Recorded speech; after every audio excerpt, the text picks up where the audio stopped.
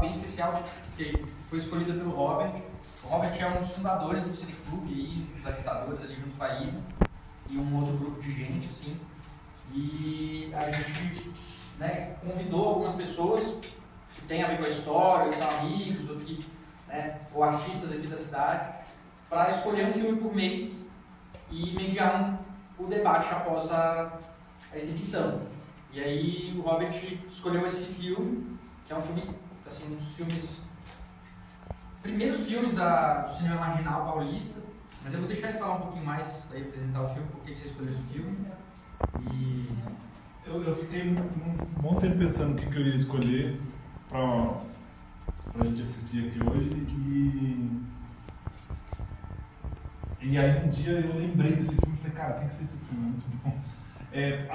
Como o Pedro falou, ele é o primeiro, na verdade, ele é considerado o primeiro filme do movimento marginal, que foi um movimento. As pessoas chamavam, né, foi um período ali, um grupo de pessoas que estavam fazendo uns filmes em São Paulo que eles chamavam de cinema marginal. Eles mesmos não gostavam muito desse nome, mas foi um período curto também, mas muito importante dentro da história do cinema, que foi um pouco depois do cinema novo ali e tal, até tem essa conversa de que eles eram meio antagonistas, assim, com o pessoal. E realmente o pessoal que fazia esses filmes do cinema marginal não estava muito contente com o cinema novo, assim. Mas a gente pode falar isso, acho que sobre esse panorama a gente pode falar um pouco mais depois. O que eu queria falar era sobre o diretor. Ele é o primeiro filme desse diretor, que é o Oswaldo Candeias. Ele não é um diretor conhecido, porque ele nunca foi um diretor comercial, ele sempre foi um diretor muito independente. Os filmes dele e de outras pessoas que estavam ali com ele não foram um grande sucesso comercial, não estavam em várias salas de cinema, até porque eles abordavam temas e tinham uma linguagem que não era comercial, que não era convencional mesmo. E diferente de outros cineastas, de outras pessoas que trabalhavam ali na época, o Candeias ele tinha uma formação muito autodidática, muito autodidata. Ele era filho de lavradores, ele era caminhoneiro e ele comprou a primeira câmera dele de filmar porque ele era caminhoneiro, ele fazia várias viagens interestaduais e ele começou a falar uns boatos que tinha um disco voador aparecendo em Minas, nos lugares onde ele passava, e ele falou assim, cara, eu vou comprar uma câmera fotográfica para tirar uma foto desse disco voador porque eu vou ganhar uma grana por isso. E aí ele foi ver para comprar uma câmera fotográfica e um cara acabou enrolando ele, vendendo ele uma câmera de 16mm, uma filmadora de 16mm. Que na época tinha umas mais portáteis. Assim, o cara meio que ensinou para ele como é que mexia, ele comprou e enfiou lá no caminhão e beleza, um dia eu vou filmar outro voador. Só que, lógico, não filmou outro voador nenhum, mas ele começou a filmar as famílias, as pessoas que ele via na estrada, ele começou a filmar o cotidiano dele, ele comprou um projetorzinho e ele ficava assistindo essas coisas, e ele começou a desenvolver um olhar do audiovisual nessas experiências.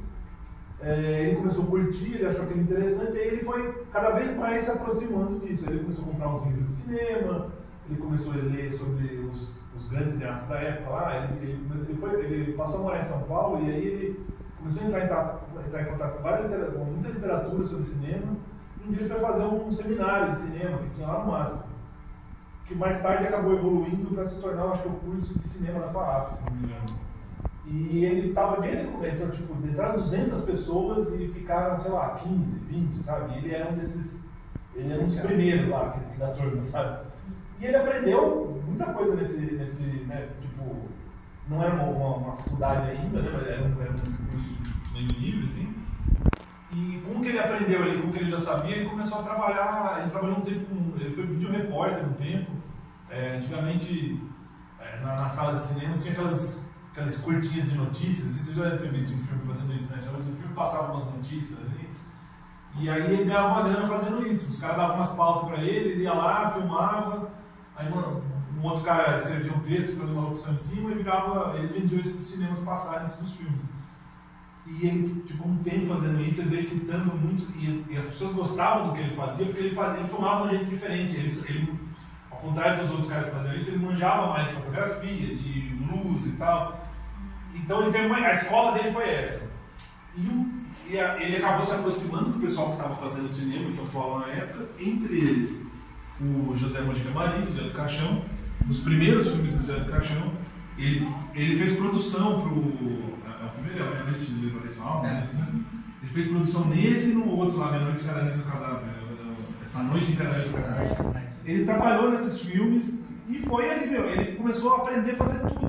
Ele manjava fazer tudo. Ele manjava fazer fotografia, ele manjava toda a parte de produção, ele manjava fazer edição. Ele foi tipo super autodidata mesmo. E uma hora ele falou assim: vou fazer o meu filme. Eu quero fazer. Que filme eu quero fazer? O que eu quero mostrar no meu filme? Ele é um cara do povo, né? Ele morava ali na Vila Guilherme, em São Paulo, perto do Tietê, ali, da Marginal. E ele via todos os dias aquelas pessoas que na época tinham várias favelas ali no redor da Marginal. Né? E ele via todo dia aquilo lá e ele falou: meu, esse povo não está no cinema, eles não estão em lugar nenhum. Eu quero contar a história dessas pessoas. E aí ele escreveu um roteiro maluco lá na cabeça dele e ele fez o filme. Eu queria dar esse contexto para vocês, porque eu acho que saber disso tudo e quem é esse cara e por que ele foi fazer esse filme, dá um olhar diferente assim, para o que está acontecendo. Tipo, tem muita coisa que pode soar pretencioso, assim, tipo, o cara, o que ele tá querendo? Mas ele era, tipo, super... Acho que ele era muito sincero com as coisas, com as ideias dele e com o exercício dele. É claro que a gente tá contemporaneizando uma coisa, né? Isso daí foi de 67 o filme, então já faz 57 anos. 57 anos. Não, 67. Não, 57. 57 anos. E acho que eu já falei mais